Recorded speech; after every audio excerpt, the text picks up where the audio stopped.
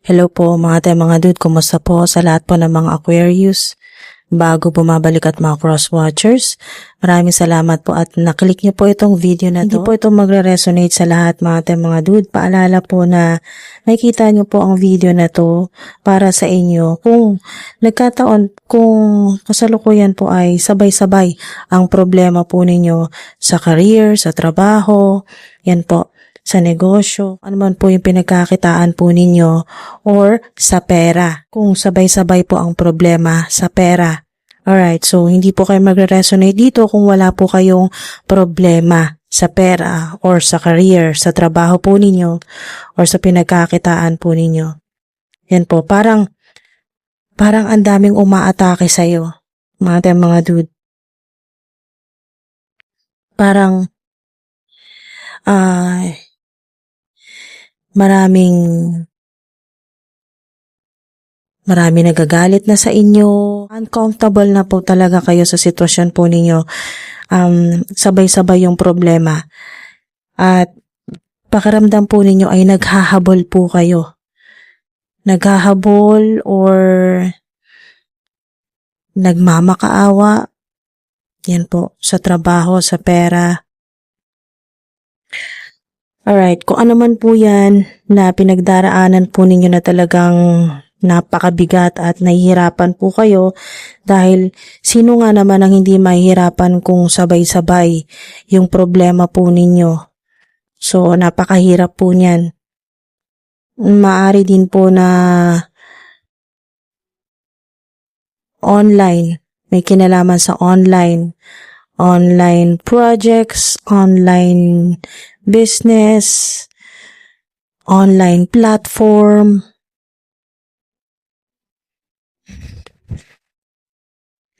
Okay, sabay-sabay na problema sa pera. Oh, meron kayong nightlife. Tingnan natin ito sa ibang perspective. Hindi lang basta gamble. Pero ano man po ito na nagtitake kayo ng risk. Katulad na lang po ng sabihin na nating luck-based activities. Yan po, pagbabakasakali. Nagbabakasakali ng pagbabakasakali. Gossip. Ayan po. Yung may ganitong envy, jealousy vibes sa workplace, yan po sa trabaho or sa online platform po ninyo, may jealousy. May naiinggit sa inyo, may copycats, may mga peke, fake profiles, fake accounts para lang magawan ka ng gossips. Yan po. Petty. Yan o, petty. Meron diyang vibe ng petty, jealousy, envy, pero may legal action. Merong legal action. Ang Divine Universe ang bahala sa'yo. Hindi ka pababayaan pagdating sa mga ganyan. Kapag dehado ka na, may legal action dyan. Maaari din pong makatanggap kayo ng malaking pera sa korte. Sa ilan naman po ay malaking pera sa panalo po sa mga luck-based activities. Yan po, nightlife. Pagtitake ng risk or pagbabakasakali.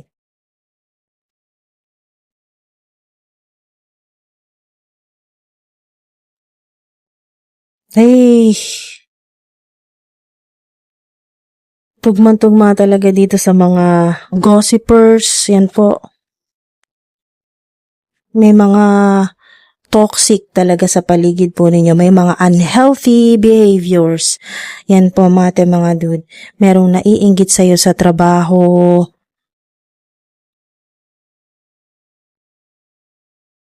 Or sa kung ano man po yung ginagawa po ninyo. Projects, creative projects, online platform, online business. May naiinggit sa'yo. Okay, so ang advice sa'yo ng Divine Universe, ng mga ancestors mo o ng mga guardian spirits ay silence, non-action. Okay? Silence, non-action, Kasi ang Divine Universe ang bahala sa'yo. Ibibless ka, bibigyan ka ng magagandang talagang mga blessing, mga unexpected ito na tulong or pera, unexpected money, large sums of money, unexpected money, huge money, malaking amount ito. Maari din pong online matanggap nyo po ang reward na ito o divine money, divine wealth. Meron kayong ascension, isang sign din po ito na hindi lang basta yung inyo pong psychic gift, psychic power ang talagang elevated na or yung spiritual awakening. Patuloy na nade-develop or nag-increase yung inyo pong psychic ability, psychic power. Sign din po ito ng pagtaas ng inyong status. Yan po yung inyo pong career path, yung inyo pong posisyon. Yan po. Nandyan yung pagtaas ng posisyon, promotion, pagtaas ng kita, ng income. Ano po yung negosyo po ninyo o pinagkakitaan, online platform ay may increase. Wow! Makatanggap ka rin ng pera. Di ba kakasabi lang kanina na may matatanggap kang malaking pera galing sa korte or sa government. Okay? Sa government may matatanggap kang malaking pera. Ano man po ito? Or alimony o suporta para sa anak mo, financial support. Talagang mararamdaman mo na hindi ka pinababayaan ng Divine Universe, may financial support sa iba't ibang panggagalingan po na sources po yan. Hindi lang isa yung pinanggagalingan. Kumbaga bibigyan ka ng Divine Universe ng iba't ibang pwedeng pagkakitaan or panggagalingan ng pera or ng tulong sa iyo, financial support o unexpected help. Yan po. Hindi lang isa. Yung isa na, halimbawa po, nakafocus ka lang sa income mo, sa trabaho mo, yun lang ang pinanggagalingan ng pera. Ngayon po, hindi. Ibang sitwasyon na po ito, mga dude. Yung kayo ay maraming panggagalingan. Yung biglang makakatanggap ng bonus, ng incentives, biglang mananalo, biglang may tutulong sa'yo, may magpapahiram sa'yo ng pera, malaking pera, may matatanggap kang financial support para sa anak mo, sa korte, sa government. Iba-iba ito. Mga dude, different sources ng pera or ng income o meron din po na refund. Ang naririnig ko dito, malaking refund. Wow. Okay, so since meron po kayong swerte sa luck-based activities, hingi na rin po tayo ng mga lucky numbers. Meron kayong 1, 13, 7, 15, 17, 3, 19, 6, 11, 4, 14, 9, 16, at number 10. Yan po mga dude.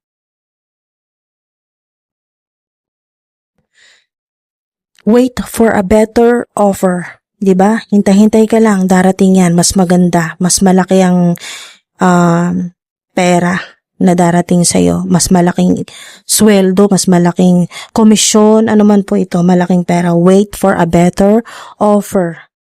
Diba? Wait, pinapahintay ka lang. Hintay-hintay, mga dude. Bet on it, confirmation yan dito sa luck-based activity, sa swerte po ninyo, sa mga big wins, yan po, winnings sa luck-based activities, panalo, bet on it. Yan po, confirmation. Trust your original thought kung ano yung naisip po ninyo ngayon. Unang naisip po ninyo. Okay, don't ask for any more at this time. Okay, sige po. Salamat po. Okay, salamat po, Spirit Team. Hindi na muna tayo magtatanong sa book. At dito naman tayo magtanong. Dito tayo. Anong mensahe po para sa mga Aquarius na sabay-sabay ang problema ngayon sa career at sa pera or sa pera? Intention, 1, magic 1. Ace of Wand, yan po, intention or manifestation po ninyo. Basta kung anong intention mo, ayon ang matatanggap mo, ang ibibigay sa'yo ng Divine Universe. Ano yung wish mo? Powerful na mensahe para sa inyo yan, mga dude. Meron kayong security, significant sa inyo ang itim na pusa, pentagram, pentacle. Security sa nakikita ko dito ay may kinalaman sa security sa inyo pong bahay or apartment or kung saan man kayo nakatira ngayon or kung nasa hotel po kayo ngayon, basta kung nasaan ka man or villa, mansion, security. So huwag kang mag-alala, wala kang dapat ipag-alala kasi may security. Pwedeng literal na meron kayong security, meron kayong security guard, ayan po, sa hotel kung saan kayo ngayon nakatira, or sa apartment, or sa villa, may security, or sign ito na secured ang bahay mo, kung saan ka man nakatira, secured ang pera mo, yan po, ang pamilya mo, safe, beyond safe, okay?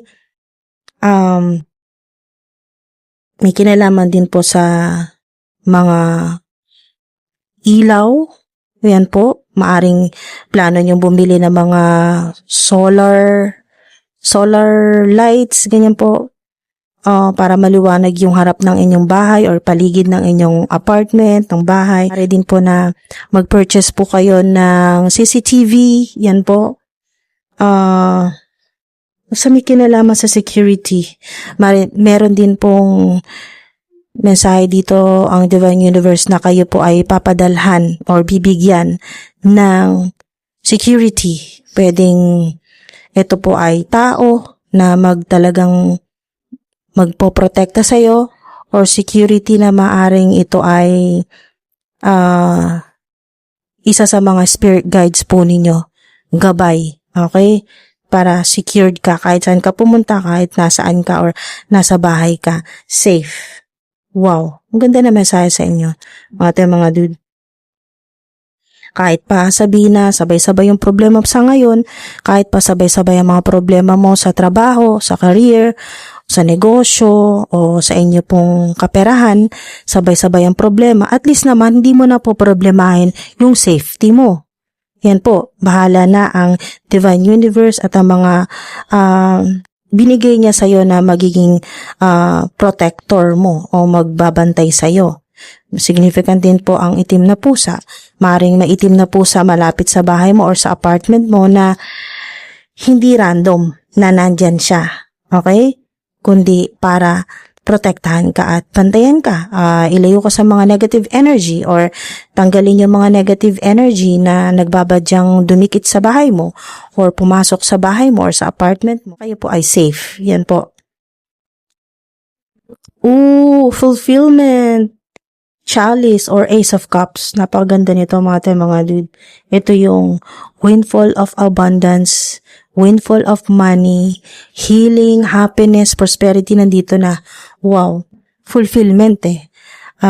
Mararamdaman mo talaga na wow, sa wakas, gumaan-gaan din. Gumaan din ang buhay, ang takbo ng kaperahan, hindi nahirap. Yan po, mararamdaman nyo yan. Chalice, fulfillment, maaring sign or symbol din po ito. Kung may makita po kayong chalice, isang sign po yan na talagang malapit na yung magkaroon ka ng fulfillment, na magkaroon ka ng inner peace at abundance, prosperity, na hindi ka na mahihirapan.